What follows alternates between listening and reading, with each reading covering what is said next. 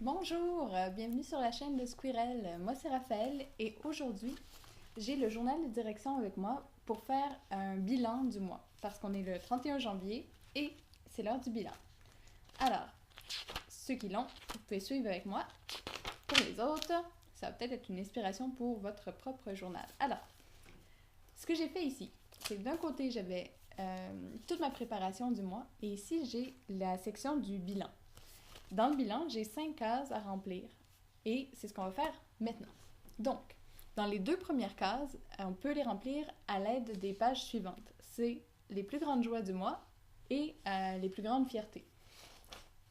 Dans les deux pages ici, on a les 4 semaines du mois de janvier et on a une grande case à chaque semaine qui est attribuée aux plus grandes fiertés, aux plus grandes joies ou aux toutes petites choses aussi.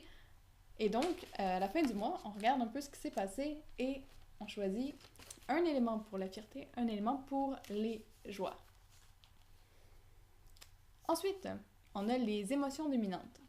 Pour remplir ce cercle-là, on va remonter une page avant, ici, dans le tableau du suivi des humeurs. Alors, on a deux couleurs pour les émotions plutôt positives et les émotions plutôt négatives. Alors la première chose, c'est de voir quelle couleur est dominante.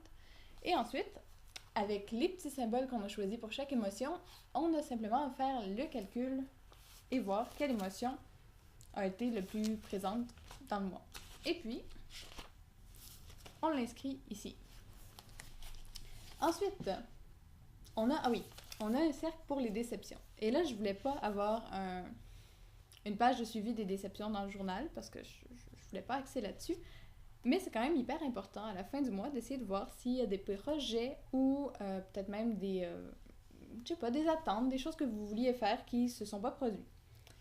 Alors, on écrit une déception. Et puis finalement, on a les défis réussis. Une grosse partie du journal est axée sur les projets, les défis, ce qu'on veut faire. Alors, on revient ici au début. Et on a les défis de la semaine. Alors moi, j'aime bien mettre mes post-it ici et regarder qu'est-ce que j'ai réussi à maintenir tout le long du mois. Et je vous ramène au début du mois de janvier. Ici, en dessous du calendrier, j'ai tous mes défis que j'ai retranscrits avec un petit symbole. Et grâce au symbole, je peux voir un peu à tous les jours si je les ai réalisés ou pas. Donc à la fin du mois, vous vous donnez une note sur 30, sur 31, sur 28. Et vous décidez si vous avez passé ou non, si vous avez réussi votre défi ou non.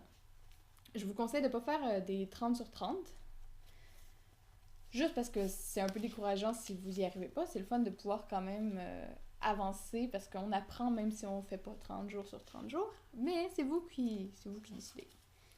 Et ça complète notre bilan du mois de janvier.